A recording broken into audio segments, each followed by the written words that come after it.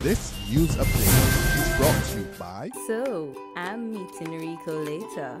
Gotta check in with the girls, but first, let me check my usage on the MyLime app.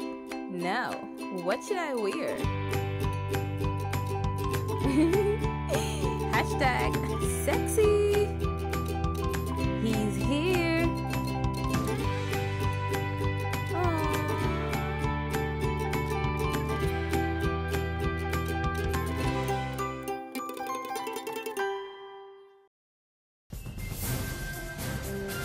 Welcome to the Barbados Today afternoon update for Tuesday, May 12th. So glad you can join us. I'm Fernella Wedderburn. We begin with news that angry waste haulers and truckers encountered a major roadblock today as they tried to intensify their protest over the $25 tipping fee. This morning, the private movers endeavored to take their action to the streets of Bridgetown, but were stopped by police in Station Hill, St. Michael. Down Station Hill, we were stopped by officers saying that we're in a convoy and disrupted us carrying out our business because we were going into town to do business. So that's the crux of the matter here now. The move led to major traffic congestion in the area. Barbados Today understands that over 24 truckers left their location in Warrants and were attempting to drive into town with the intention of passing in front of Parliament, where the House is in session. The haulers and truckers are pressing for government to scrap what they describe as an unreasonable fee. If the police say that we're a convoy, we need a permit for that. They said to me, more than 2 trucks we need a permit for as a convoy. And if that is the case, every 2 minutes, 2 trucks leave this site and go down. Remember that, it's not moving. The taxpayers' money at work. 2 minutes break the solar. 2 minutes. 2 minutes. 2 minutes it's so. Next 2 minutes, 2 minutes. Even if 2 minutes, but 2 minutes. 2 minutes. In other news, lawmen have identified the body of a man who allegedly drowned in the waters of Browne's beach this morning. He is 47-year-old Roger Rudder of Brighton, St. George. According to police spokesman David Welch, Rudder's body was pulled out of the sea off Lower Bay Street about 7:30 a.m. by someone who was passing by. He was pronounced dead on the scene. A family member positively identified his body after police placed a public appeal for help. The rate of wandering among underage girls has reached a worrying level in Barbados. Word of this from Registrar of the Supreme Court and former Juvenile Court Magistrate Barbara Cook-Allen, who says the increase is as much as 80%. Our Emmanuel Joseph has the story. Speaking to Barbados Today on the sidelines of a special seminar for this year's Common Entrance Examinations graduates at the Solutions Center, Cayfield campus of the University of the West Indies this morning, Cook-Allen said she was very concerned about the rate of this crime, the highest now among juveniles. She noted that wandering was much more prevalent among girls than boys. The former juvenile court magistrate blames this activity of girls who ran away from home to possible abuse by an adult in the family or girls seeking sexual favors outside the home. She said while the under 16 girls can be charged for wandering, one would have to report those over 16 as missing, and this is not a crime. The Supreme Court Registrar explained that while more boys, that is, more girls run away from home, more boys get involved in drugs. She is also seeing worrying statistics of 60% increase in theft and 50% in causing a disturbance among young people.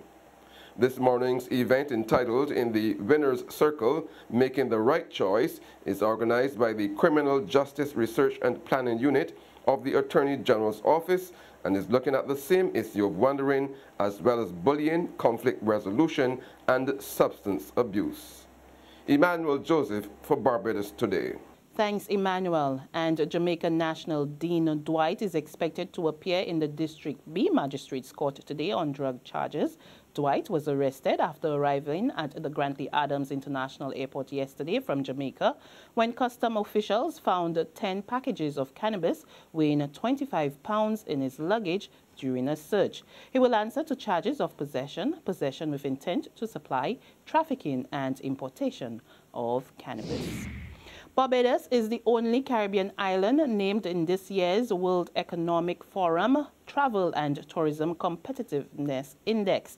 In fact, the country was ranked number 10 among 141 countries based on its delivery of sustainable economic and social benefits through the sector. According to the report, Growing Through Shocks, Bridgetown is among the top countries, which places great economic emphasis on travel and tourism. The country was also placed fourth among the most tourism-ready economies in South and Central America. There's regional and international news after this short break.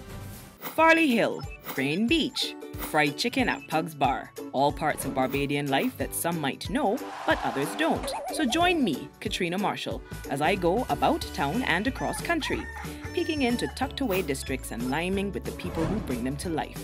About town and across country, coming soon to Barbados Today, news you can trust.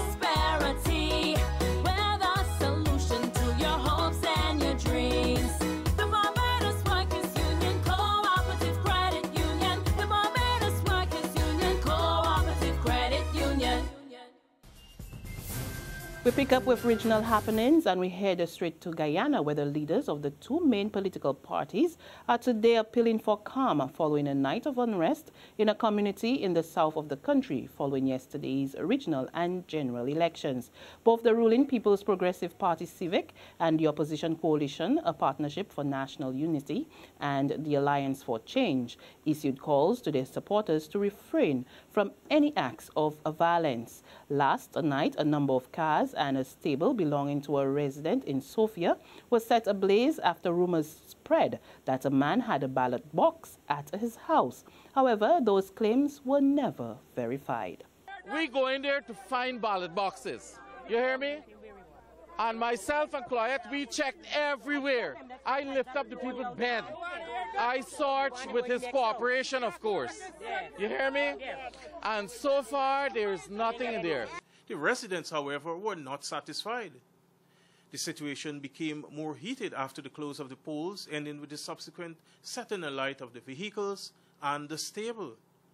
The situation on the ground was chaotic as a standoff between the community members and police and riot gear ensued. Go back, go back! The police just come, just fire shot from tail side, tail on it, stand up. Oh, I come in here, right? I think going home. Come in, living here. I feel something knocking me here. On the international scene, a fresh terror hit traumatized Nepal today as another powerful earthquake coupled with powerful aftershocks killed dozens of people. At least 53 people are reportedly dead and more than 1,000 injured as the 7.3 magnitude quake tumbled buildings already damaged by last month's monster quake. The numbers are expected to rise as the day progresses. The latest tremor was also felt in northern India and Bangladesh, where 3 people have been confirmed dead. Our thoughts and prayers are with the people of Nepal at this time.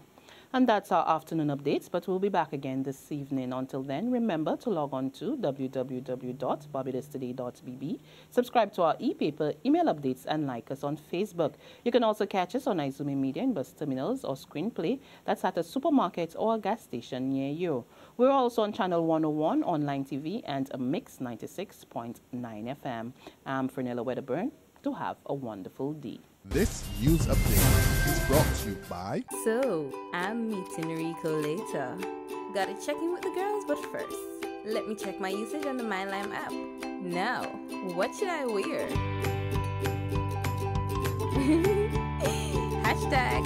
#sexy.